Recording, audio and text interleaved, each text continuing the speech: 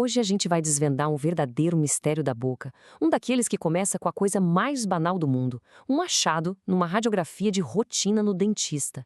É uma história, entanto, que mostra como duas lesões que parecem gêmeas, idênticas num raio-x, na verdade não poderiam ser mais diferentes. É incrível pensar nisso, né? Muitas patologias orais e algumas bem sérias são descobertas assim, ó, por acaso. A pessoa vai ao dentista para um check-up, tira uma radiografia e, de repente, aparece uma sombra ali, um borrão inesperado onde deveria ter só osso. E é aí que a investigação começa. E essa é a pergunta de US$ 1 milhão que guia a nossa análise de hoje. Quando uma imagem como essa aparece, começa uma jornada para descobrir o que ela realmente é. O que essa sombra representa? É algo tranquilo, benigno ou é um sinal de alerta? Bem, o primeiro suspeito da nossa lista, o mais comum e mais lógico, é o cisto dentígero.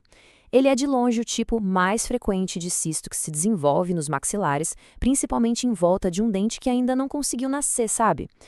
Pensa nele como se fosse uma bolsinha de líquido que se forma a partir do tecido que envolve a coroa de um dente que ainda está lá dentro do osso. Conforme essa bolsa vai acumulando líquido, ela cresce e é ela que cria aquela mancha escura que a gente vê na radiografia. O nome técnico para isso é área radiolúcida. E aqui tem um detalhe super importante.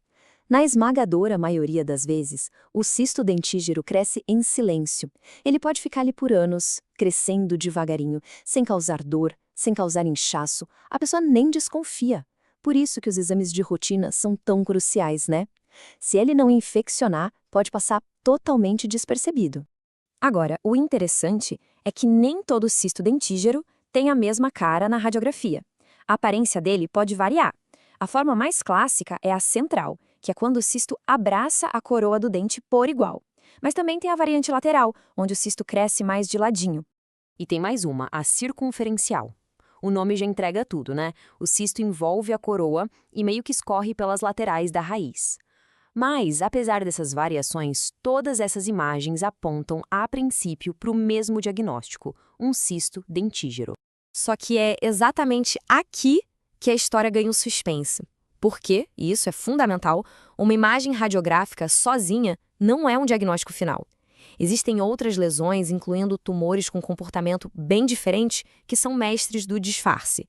Eles conseguem imitar um cisto dentígero com perfeição. Então, está na hora de conhecer o nosso impostor. Uma lesão rara, mas com um comportamento muito mais agressivo, que consegue se passar por um simples cisto dentígero. O nome dele? Cisto odontogênico glandular. Dá uma olhada no tamanho que essa lesão pode atingir. O cisto odontogênico glandular, ou COG, como a gente chama para encurtar, é uma entidade rara, sim, mas é conhecido pelo seu potencial agressivo e pela capacidade de causar uma destruição óssea bem grande. O COG é definido por 3 pontos principais. Ele é raro, tem um comportamento agressivo e, o mais importante, tem uma alta taxa de recidiva, ou seja, ele gosta de voltar depois do tratamento. E para complicar, ele costuma aparecer na mandíbula, exatamente onde os cistos dentígeros também são bem comuns. E aí que está a grande pegadinha. Na radiografia, o COG pode aparecer com uma lesão única, de câmara única, o que a gente chama de unilocular, com as bordas bem desenhadas.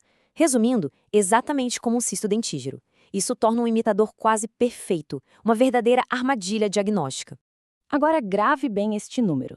30%. É isso mesmo, 30%. Essa é a taxa aproximada de chance do cisto odontogênico glandular voltar depois de uma cirurgia. Isso quer dizer que, mesmo depois de removido, a chance dele reaparecer é bem significativa, o que torna um diagnóstico errado algo muito arriscado. Ok, então se a radiografia pode enganar a gente, como é que se chega na resposta definitiva? A chave está em olhar mais de perto, em nível celular. A verdade, nesse caso, está sob o microscópio.